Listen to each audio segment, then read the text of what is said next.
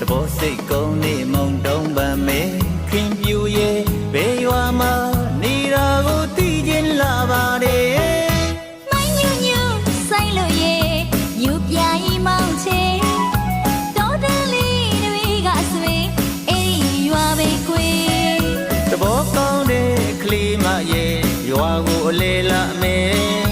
မင်းတို့အိမ်ရောက်တော့ွယ်မောင်းကိုပါချွေးမယ်အော်ဘစ်ကီကက်လေးဒါမျိုးတွေကို